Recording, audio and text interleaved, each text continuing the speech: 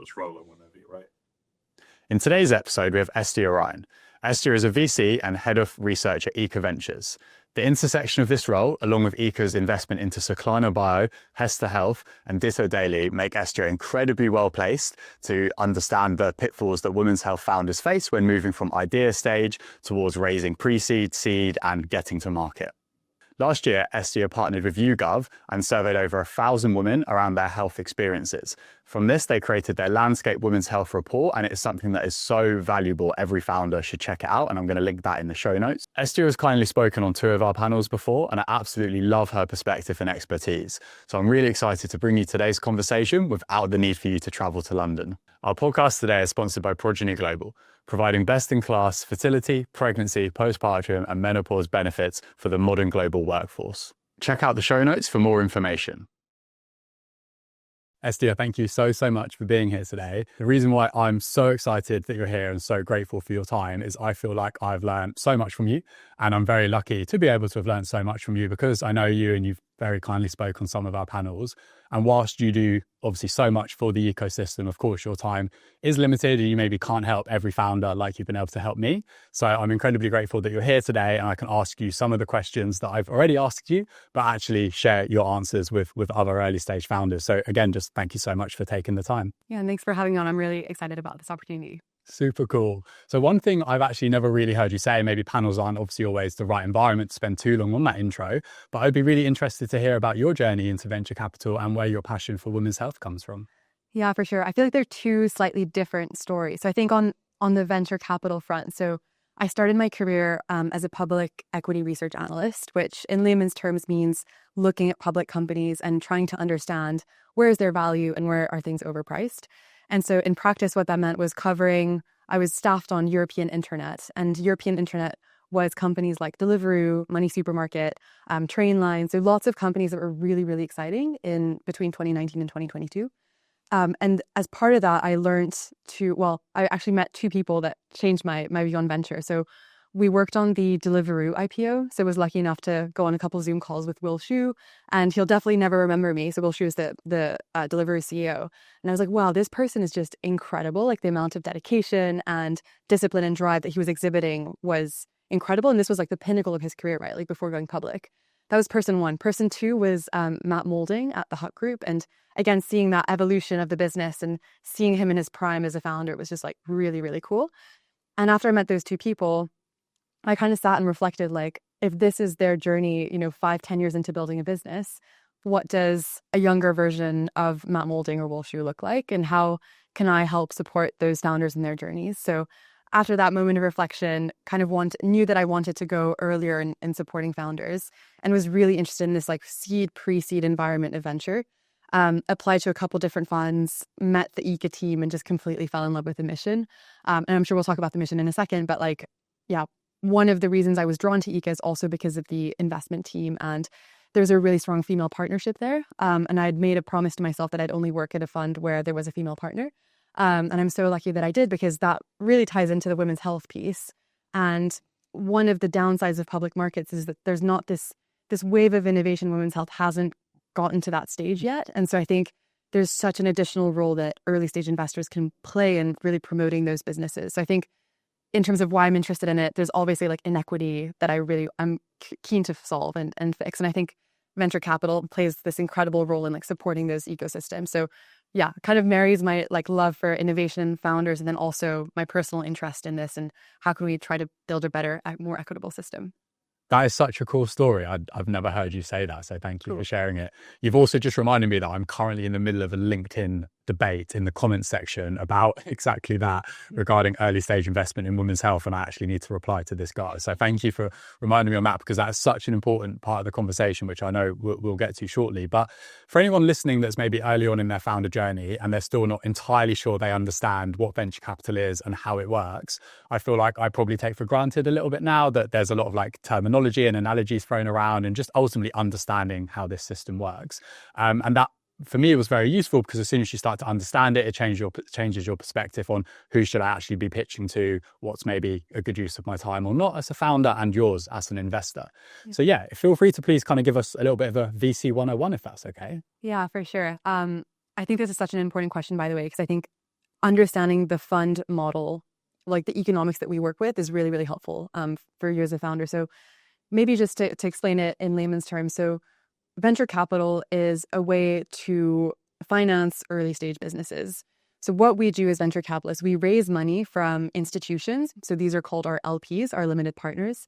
And if I think about Eka's case, it's a mix of foundations, endowments, sometimes public money, sometimes high net worths. So you're raising money from these people.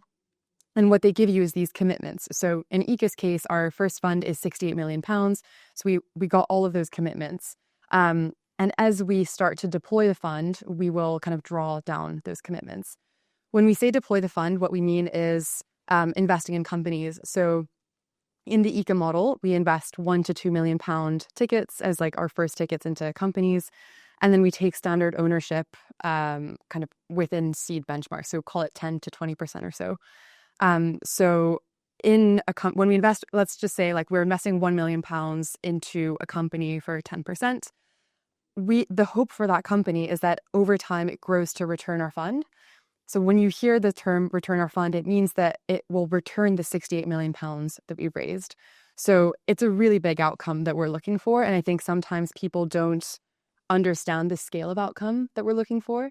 So that's something to bear in mind, like how big does your company need to be for the 10%, for the £1 million to grow into £68 million? Like it's a big growth journey.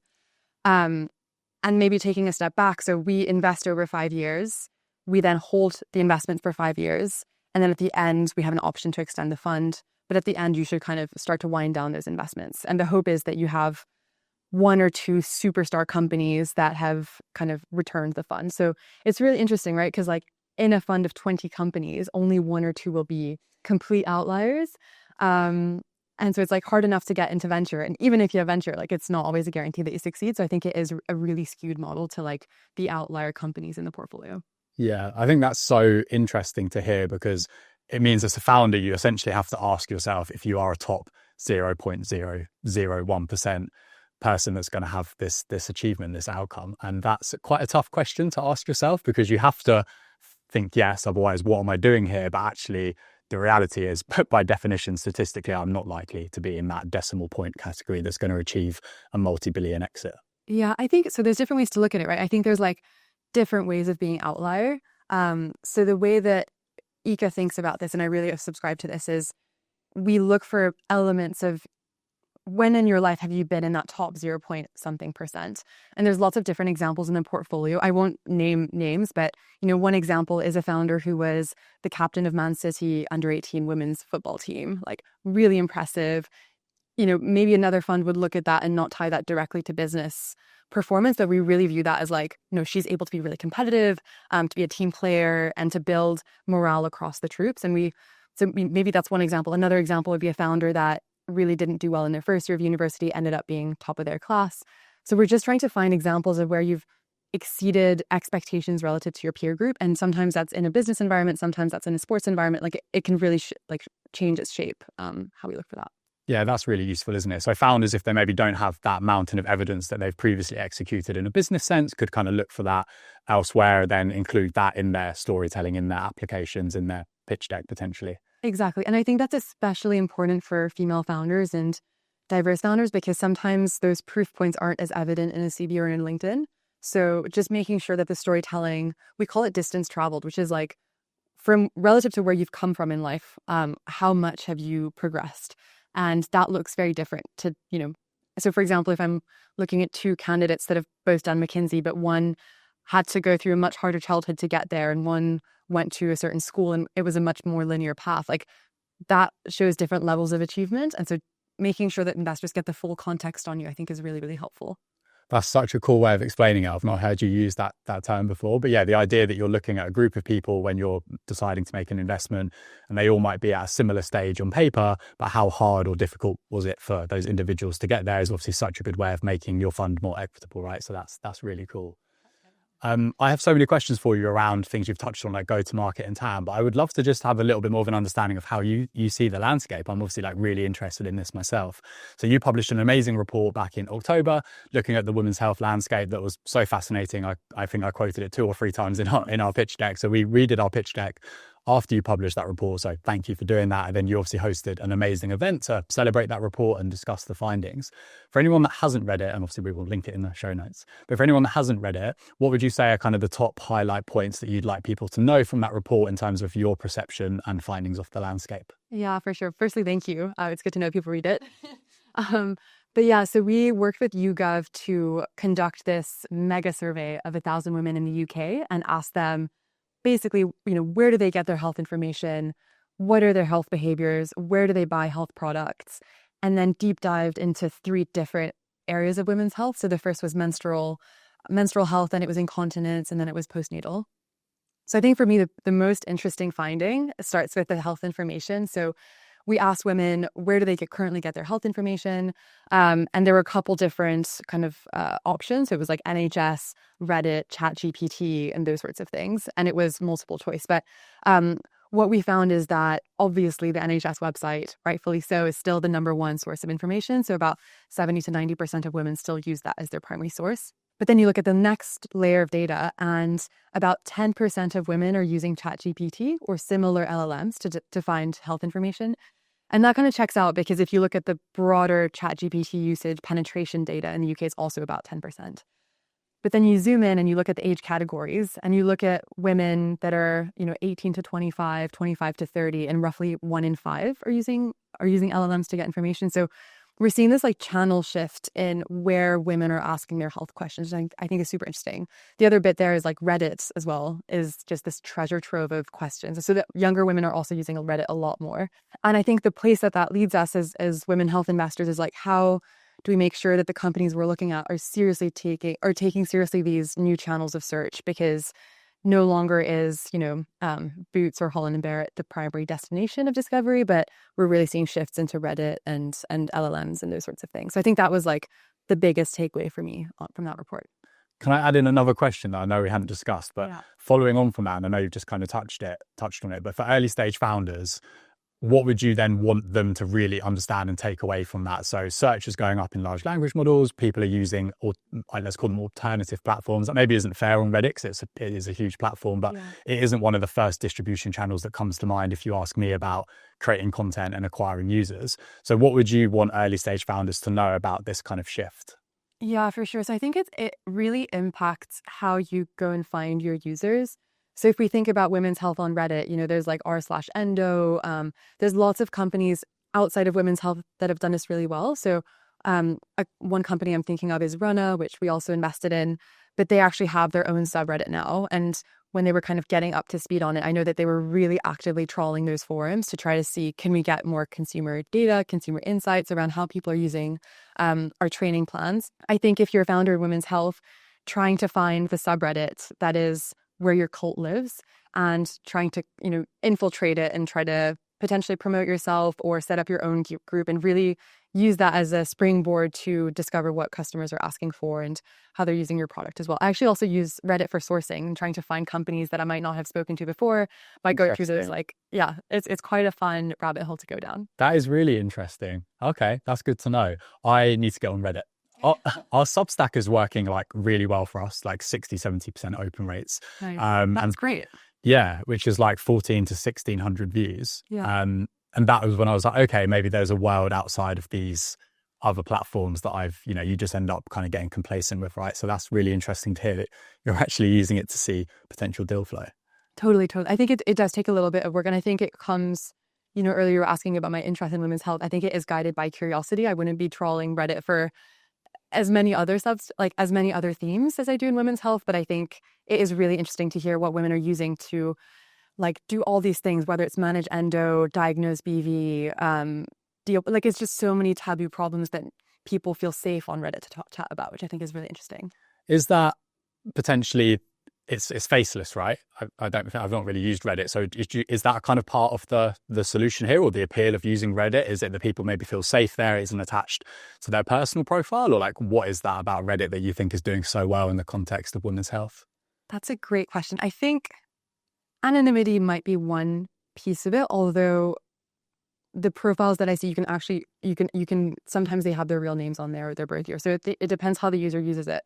I think the bigger thing is like you can really create your own groups. So rather than waiting for an Instagram page to be created about women's health, you can just start your, Reddit community. And so I think organic interest is a lot easier to build in that sense than it might be on other platforms.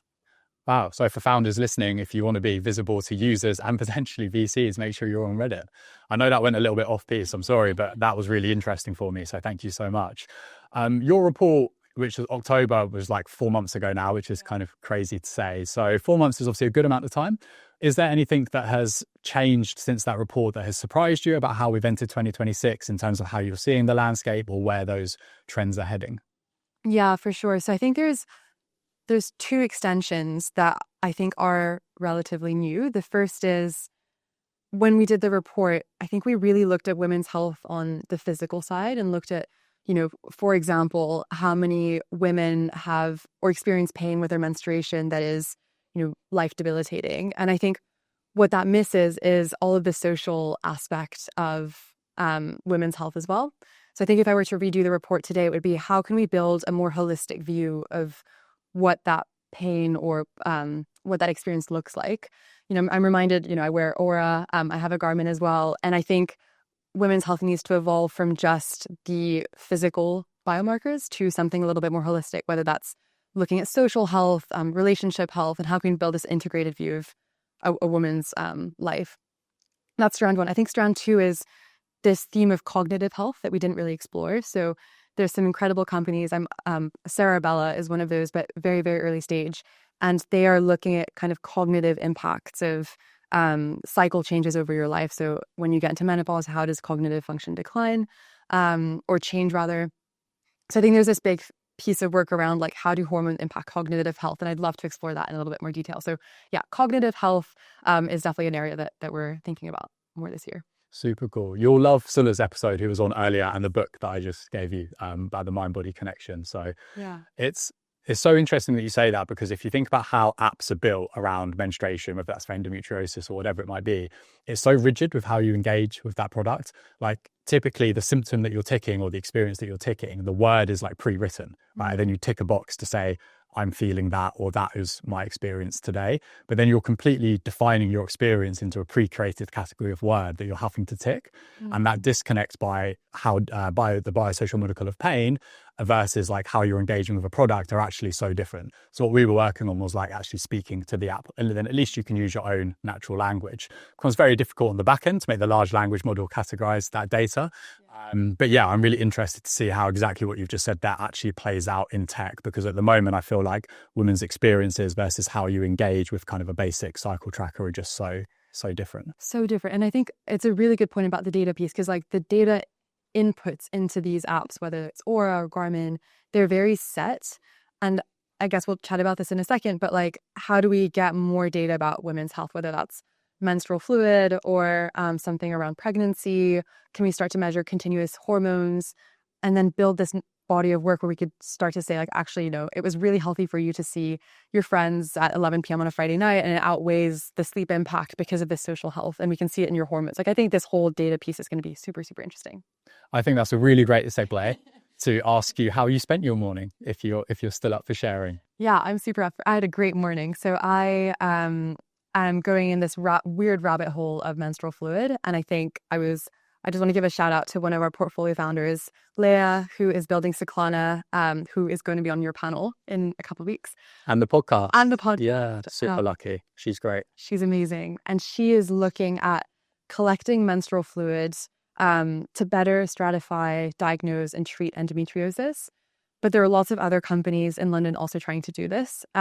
So there's a company called Genie Fertility that is looking at menstrual fluid more on the fertility application. And so this morning I went, I was a brave soul, and I went to Harley Street to basically donate menstrual fluid. And it was a super interesting experience because I just never had, it was interesting. I was speaking to the nurse doctor there who was like, I've never seen somebody do this before. It's really novel and exciting. So it was a fun little bonding experience around like how we can help as a community facilitate women's health research. So I'm really excited about that. Yeah, that's really cool. It's another touch point as well to normalizing this conversation, right, with people that you physically met when you walked in there. So that's also great. Totally. And it's fascinating because when we first started working with Leah and looking into this space, I felt a little bit, didn't know how much I could share. Like if I went to see my friends, could I say, have you ever thought about menstrual fluid?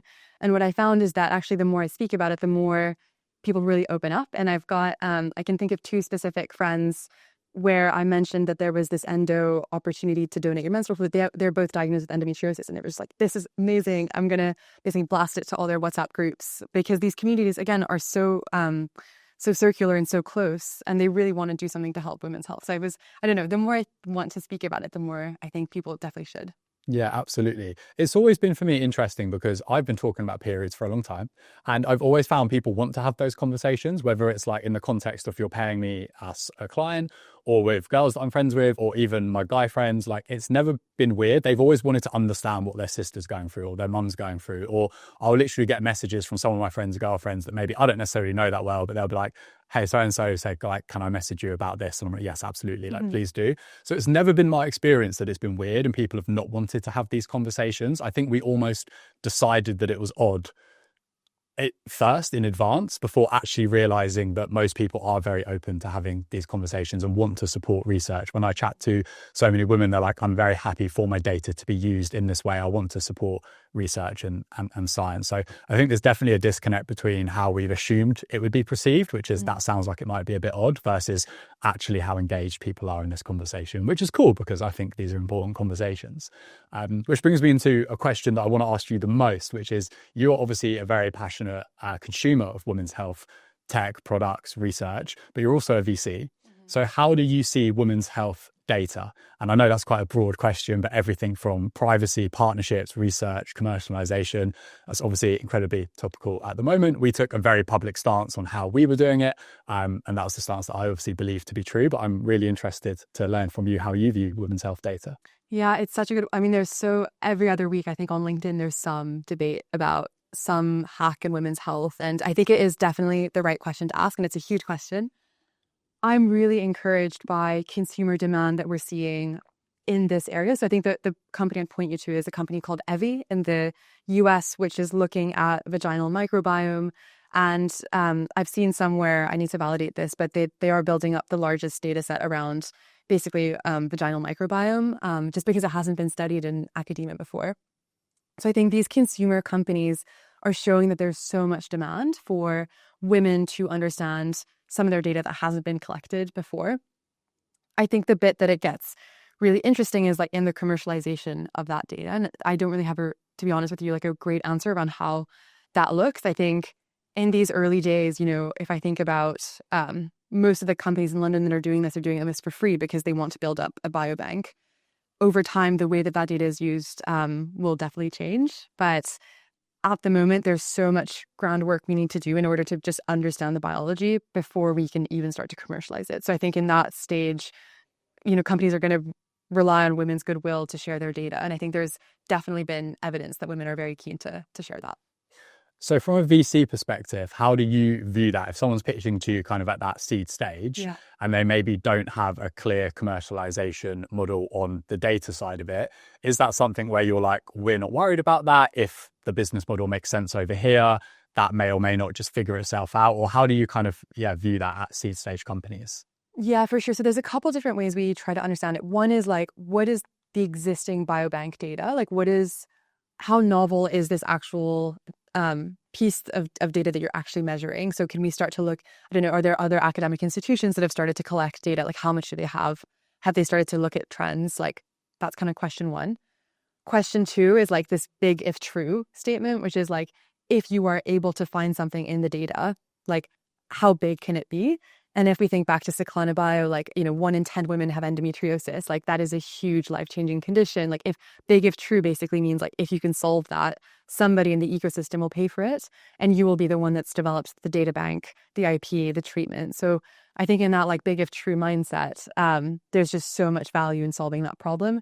I think if we can have questions around market size, if the market size is a little bit more niche or less, we think of it as like scale versus depth, right? Like if it's a scale problem, it's like loads of people have it. If it's a depth problem, then less people have it, but it's a really big impact on quality of life. So just trying to understand like how big is the problem that you're solving? have other people done the work there? And is there some credible view that like this actually might solve the problem? If all those things are like a yes, then we're really, really excited about it. That's a cool way of viewing it, I guess, especially in women's health, when the answer is often this is a problem that impacts a lot of women. I think it's like 25% of women are going to experience pelvic floor dysfunction of some sort, which is absolutely massive. That's more prevalent than diabetes. It's more prevalent than asthma. So I guess the answer to your question is often, when you do that framework, the answer must quite often be like, yes, this is going to impact a lot of women, and often at quite an extreme quality of life.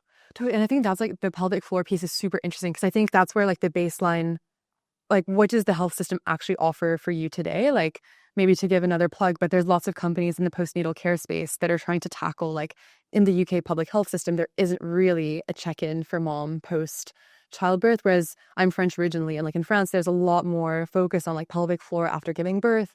I was kind of surprised when I came here and I heard my girlfriend saying like, no, we just kind of give birth and then, that's it. Good luck. Exactly. And so there's like really interesting companies trying to like solve this. So we invested in a company called Hesta, which is looking at essentially helping mom starting from 6 weeks after childbirth, to see what can we start to do to help that pelvic floor get better, and all the like health that should wrap around being a mother. So I think this is changing. And again, it's like the baseline of what is the NHS or public system giving you versus what you actually need as a woman in this life stage. That makes sense. One thing I think we often don't do as well as we could in women's health is like learn from other sectors or other industries.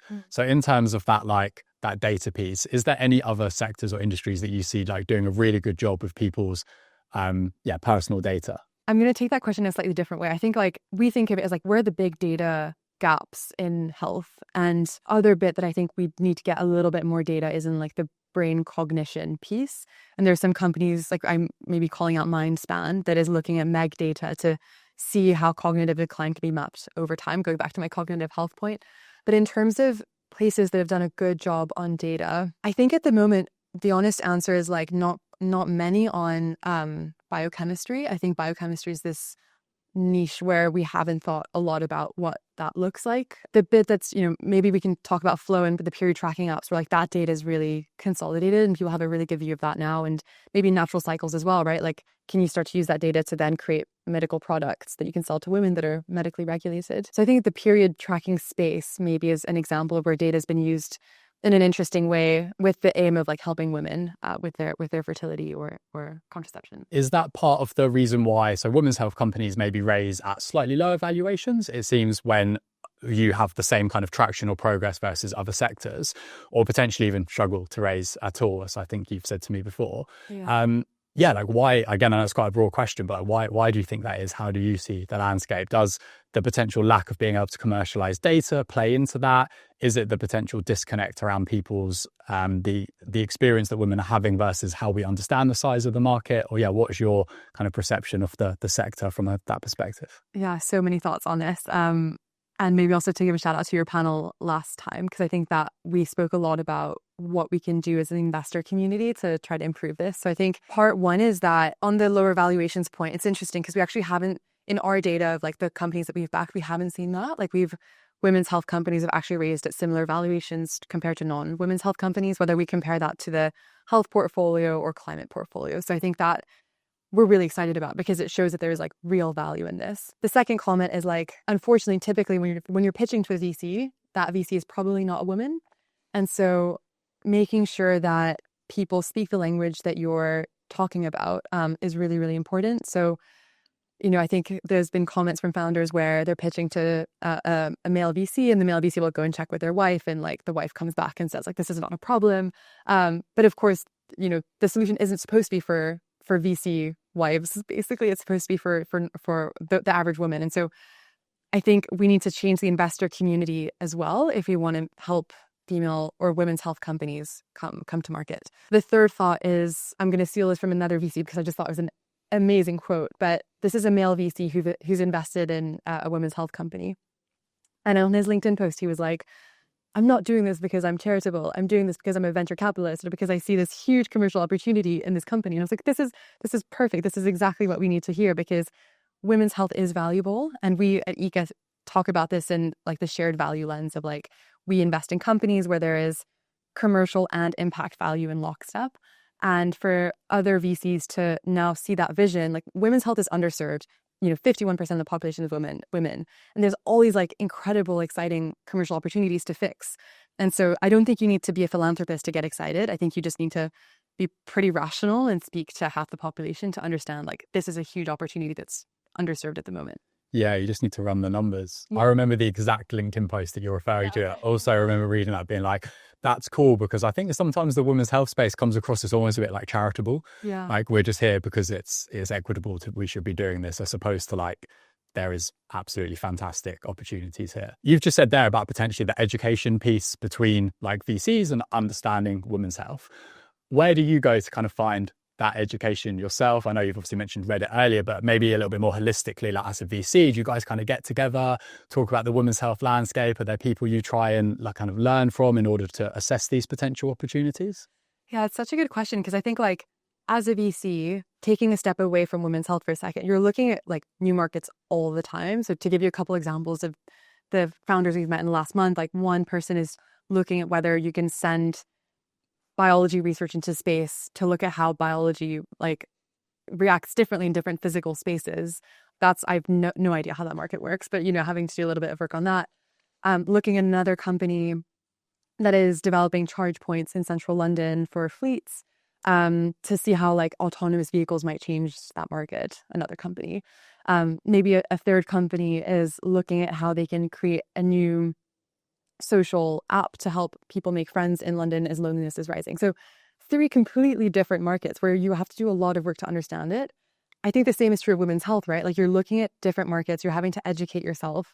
And so there's the classic like research-led VC where when you look at an exciting opportunity, you basically go away and do 3 days to a week or however long of deep work on that company, trying to speak to experts.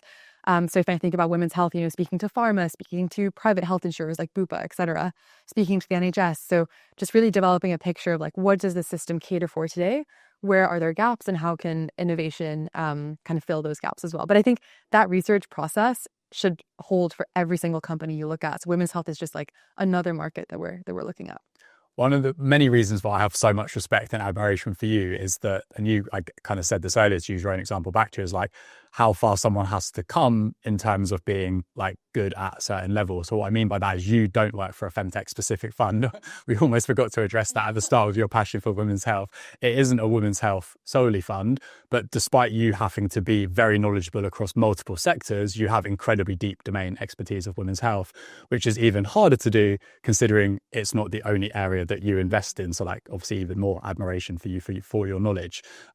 So yeah, I think that's really, really interesting. I think not viewing women's health as one sector is also a really important part of this conversation. Like it obviously having a name can be really useful to, defining something, quantifying it, creating a movement around it, but ultimately it is not one sector, as you'll obviously appreciate better than me. Totally. I like really want to comment on that because it was interesting. Like last year, so we invested in 5 or 6 companies. 3 of them were in women's health in some shape or form. So one was postnatal care delivery. The other was foundational nutrition for menstrual health. And then the final one was endometriosis research. And so these are completely different markets within that. And then if I think about Fund 1, we've also invested in a company called Jude that's incontinence support. So like incontinence, happens when you're 50 plus, you're going through menopause, you probably had 1 or 2 children or more. Postnatal care, you're between 25, 35 or so, very different life stage. Menstrual pain like typically happens when you're at the earlier ends of your cycle. And then endometriosis, chronic health condition your whole life. So I completely agree with that. I think women's health is like, it should be completely separated and like mismatched because there's so many different bits that we can tackle. So we really view it as like a huge market that many players can operate in. Yeah, no, I love to hear that because it's, almost never made sense to me to quite kind of group women's health together. So that's really interesting to hear. As well, with the 3 companies that you invested in last year, please correct me if I'm wrong, but I think they have 3 different commercialization models, right? At least at the moment. So they are very different businesses under this women's health umbrella. Totally. Like one is starting with supplements, but building a nutritional platform. So that's the menstrual health one. Another is, again, postnatal care delivery. They're going to open up clinics and support women both through an app and the clinic format. And then the final one, we spoke about it earlier, but like how can we start to research menstrual fluid? So much longer commercialization path. So I totally agree. I think it's like different markets, different commercial streams, different types of founders. So yeah, I'm really excited to like watch this space and see what comes out of the UK. I love that. Your excitement definitely came through. Something I want to ask you about is the potential sometimes disconnect between how, again, you mentioned it earlier, like how deep a problem might be influencing a woman's life, but potentially there isn't a large enough TAM to maybe raise venture capital. So yeah, how do you kind of like see that problem? And if you are speaking to founders and you're like, my passion as a a women's health consumer, like I want to see this succeed, this problem needs to be solved. Maybe it isn't maybe the market isn't large enough to raise VC, at least maybe not from your fund. What would you recommend to that founder? Is there alternative fundraising strategies? Would you recommend that they potentially have a vision that is a little bit broader at the end? Or yeah, how would you advise that founder? Yeah, for sure. And maybe just to also explain the revenue numbers that we're looking for. So if you think about that first conversation we had around how big does a company need to get for it to fit the Eka model or any venture model, the heuristic that you'll hear a lot of VCs use is like, can it get to 100 million of revenue? And I guess looking at your business plan and really understanding, is it credible for this product in these geographies at this price point to get to that 100 million of revenue? And if the answer is yes, like venture is definitely an option for you. If the answer is no, that doesn't mean it's not a valuable business. It's just a business that will require other funding rather than venture. So I think there's definitely different ways to be an entrepreneur. And I think venture is a very like small part of that slice. In terms of other funding options or loads. So we were both in an event with Innovate UK, who are amazing at running loads of different grant programs. So would definitely encourage founders to look through those. Then there's lots of other accelerator programs. So maybe to give a couple shout outs, but I think the NHS Femtech Accelerator Program has been amazing. Have met loads of really interesting companies through that. So would definitely encourage you to kind of like look through those. And then there's also loads of different kind of accelerators, angel groups that are focused on either female founders or women's health. So Lavender Ventures is really focused on women's health. C Ventures focused on female founders. Araya Ventures as well. So there's just loads of examples of funds that are being set up to either support women or really focus in on women's health. So we definitely encourage people to look for those as well.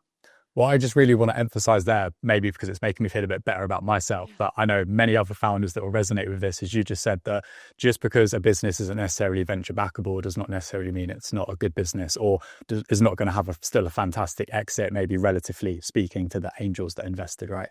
Totally. There's so many examples. I met like incredible, I'll give you an example, right? Like met an entrepreneur who was selling into airplane parts and trying to make the airplane part supply chain much more efficient. She didn't raise any money. She sold her business for 50 million and she owned 100% of the cap table. Life-changing.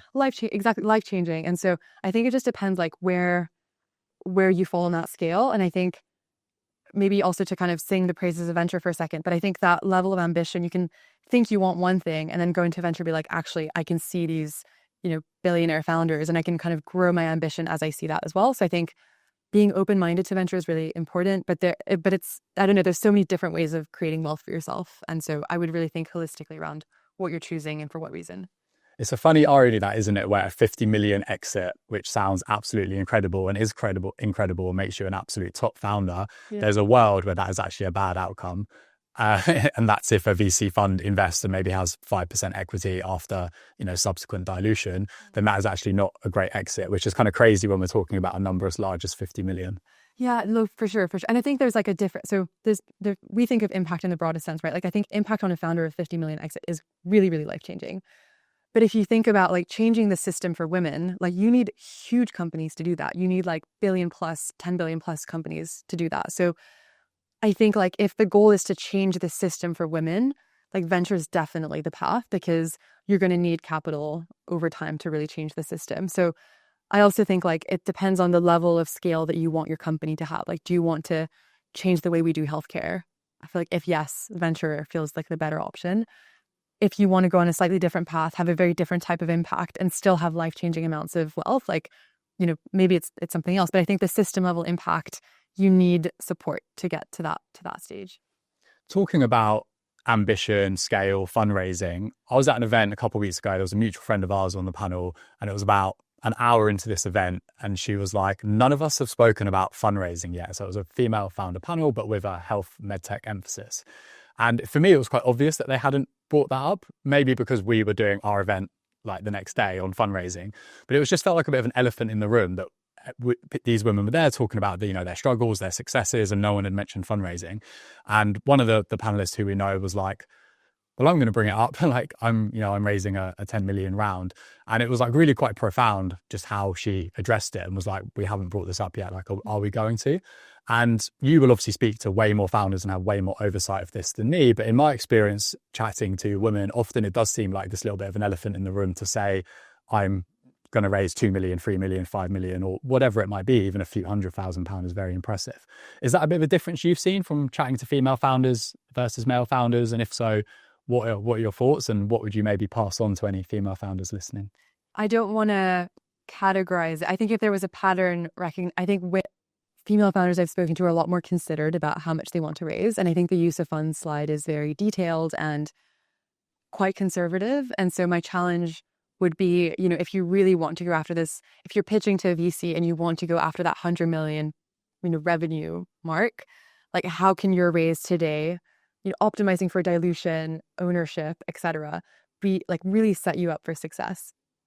And so the way I would really think about this practically is like there's lots of really good data online, and maybe we can also link this, but like Carta publishes loads of data around like how much seed companies are raising, pre-seed companies, and just getting a sense of like, what is the market doing?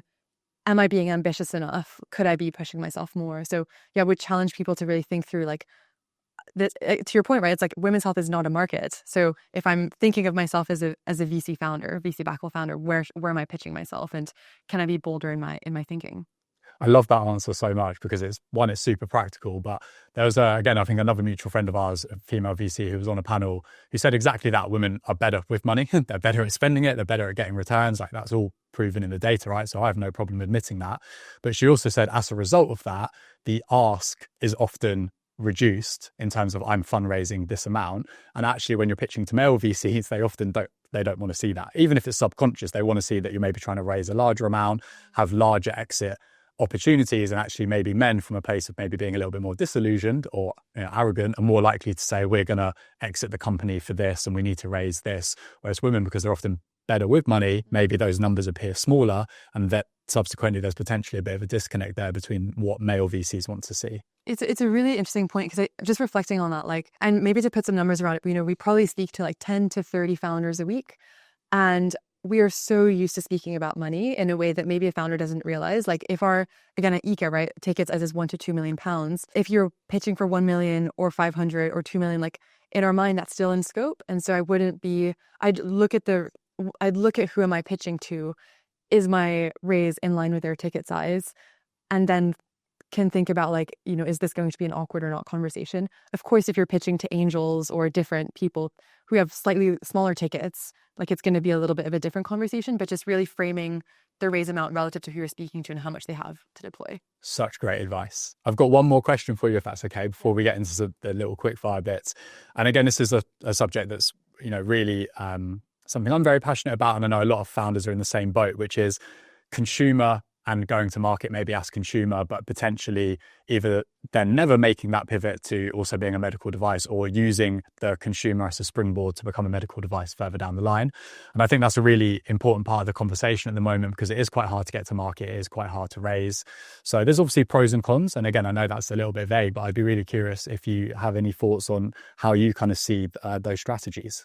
Yeah, so we back both, and there's definitely like pros and cons to both. So if I start with the medical device kind of regulated path, I think this is like a really strong moat. So it takes a while to get through the regulated status, whether you're going through MHRA, CQC, etc. But once you've done the hard yards, you basically have this, call it 6 to 12 months or however long that process took as a head start against your competitors. So in this category of companies, we have a company called Flock Health in musculoskeletal basically back pain treatment. We have Hesta Health that's also going down that path.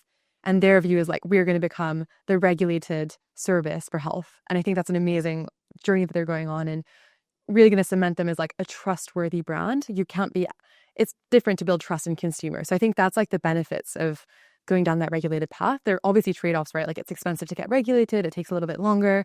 But once you're there, you've built this incredible brand, and that's really positive. So I think that's like the benefits of that one. I think on the consumer side, you're right. Like, it's a little bit easier to launch. You can, the trust building takes a little bit longer, and the claims you can make are obviously very different, right? But the really great thing about going consumer is that you're able to build a brand a little bit quicker because you have a product in market, you're trading, you're getting a lot more data around how people are, loving your product. So if you think about Reddit, like, you can build a really big community really quickly. If you're on Instagram, you can really build that community as well. And in that category of companies, we have Ditto, we've got Jude as well. So I think we're really comfortable with both. The way I would frame it is like, it depends on the product, right? Like, am I going to sell a regulated service? If so, like, definitely go down the regulated path. Am I going to sell something that's a little bit more different, where the regulation means that I can be a consumer platform, get loads of data and use it, and then maybe at some point I can go back into this like regulated space? I think it really depends on the founder and what product they're selling, which view they want to go down. Yeah, that makes sense. Super interesting. I would be curious to know what non-portfolio company of yours, because I know you're probably not allowed to have favorites, obviously, inside the portfolio, but what non-portfolio company of yours are you really excited for in 2026 that are maybe doing some really cool science, research, et cetera, et cetera? Yeah, I've already mentioned them. I think Evie is really doing some interesting stuff around vaginal microbiome. I think another company in the UK is a company called Day that I know really well. Again, innovating in this vaginal microbiome space. There's actually loads. I think like Aura is also doing some really interesting things. And I love how that's an example of like a huge brand that has become a huge brand because of women's health. I think we still view it as like this generalist product, but really it's sleep and women's health, and that's their core pillars. So I think that's another one to watch. But honestly, there's so many, and I could just like go on and on about all the early stage companies. I'm obviously watching you guys really closely. But yeah, there's like loads of different ones I think in the space that are great. I completely agree with you on that. I view Whoop and Aura so differently. Yeah. And that's fundamentally, they're kind of not, but actually I view Aura as like a women's health company, and that's really interesting. I'd not really realized that I viewed them as that until you just said that. Yeah, and like if you listen to Tom Hale, the CEO, every time he gets on and speaks about it, he's like, we are a women's health and sleep app like company, or it's always women's health and sleep. So I think there's like so much value in this space that people are thinking about. You've alluded already to a couple of areas of women's health that you're really excited about, but what area, if you had to pick one, are you the most excited about in 2026 to see progress? I think cognitive health. I'm really interested to see how our brains evolve as we age and how that is different between men and women and other genders. And any kind of companies that are innovating there, whether it's clinical or wellness or consumer, I'm really interested to speak to. So I'm really excited about that. I have a really interesting hypothesis on this, which there's no research on at the moment, but the age of birth control influencing the age you enter perimenopause and subsequently your cognitive health afterwards. Because when you start shutting down your HPO axis, especially if it hasn't fully developed, I think that will bring you into an earlier state of perimenopause, which then potentially means you have a prolonged period of time without the additional ovarian hormones that are really neuroprotective. That's an area that I'm really interested to see play out in cognitive health. Very hard because you need data from teenage years all the way through. And that's obviously very hard to conduct a study on. But that will be a really interesting series of events where I think the dots will start connecting in the next few years. But yeah, there's definitely so much connectivity between the ovarian hormones and cognitive health. So really interesting area. Totally. And maybe actually to plug just on that theme, I think all of the companies doing hormone monitoring, whether that's Hormona, Lutea, we've just backed one in Stealth, but those companies that are going to be able to show you like how your hormones are kind of trending as you age, I think is going to be fascinating. So yeah, I'm also very excited on that space. I am so excited for continuous hormone monitoring. So excited because I've always found that we are so grateful for the NHS in the UK, but we subsequently have a different culture versus Australia and the US, which is places where I've spent some time and I've had a lot of online clients where they just pay for diagnostic testing because it's the culture. And in the UK, we don't want to do that. It's very hard to get people to pay for direct-to-consumer testing, albeit there's some amazing companies that have reduced those barriers. You still then have the barrier of it being a snapshot in time, doesn't show the trends with the exception of HB1AC, and you have to do it at a certain point off your cycle. So yes, continuous hormone monitoring, very excited about. I didn't know you've recently bagged one in Stealth, so I'll be asking you about that off. Yeah, please do. Before we get into just where people can find out more about you, is there anything that we've not covered that you'd like to go over? Yeah, I think maybe just one comment on I think this is such a special moment for women's health, and I'm so excited to see all these companies that are coming out to innovate in different bits of the market, and maybe just a thank you to the founders that are kind of innovating and like putting a lot of personal risk in their lives to try to solve these really big problems, I think is really, really cool to see. And I just feel like there's this ecosystem. I don't know if it's a London thing or a Europe thing at the moment, but something's in the air around women's health. And so I just want to like thank people for trying to solve it. I think we're going to get somewhere like really exciting in the next couple of years, but that's only because of founders putting themselves kind of in that firing line. So kind of a thank you to the founders for trying to change the world. That is so cool. I love that. Yeah. Yeah, thank you. That's a beautiful place to end. And other than, of course, please feel free to share where people can find out more about your amazing reports. You publish a great Substack. Where can people find out more about you? Yeah, so we publish a Substack weekly. So that is Eka Ventures newsletter. More generally, we post loads on LinkedIn. So just follow myself or one of the team or just the Eka page as well. And otherwise, I've got my email on my LinkedIn, so feel free to reach out. Always happy to have a chat or an email discussion. And that's actually, so just on your following point, because you've just said thank you to the founders, but I thank you to you. Like, there are so many VCs obviously in this space, and understandably so, you're doing a million things with your job, right? So it's not necessarily your job to be accessible to everyone and anyone, nor can you be. But you've been so welcoming and nice and accessible, and like was so helpful to me on like our founder journey. So yeah, also thank you to you. And so yeah, I'm sure I'll be asking you at some point this year about another panel or podcast. So I'm sure people listening will be able to learn from you in person at something that we do later in this year, if you'll do us the privilege again, of course. Yeah, for sure. And thank you as well for hosting this and giving people a space to talk about women's health. I think it is super, super exciting. Yeah, no, thank you. I've genuinely got so much value from some of the things that you've said to me before, and I'm like, I wish more people could hear that. So thank you so much for being here. Oh, yeah, awesome. Well, I'm glad to share.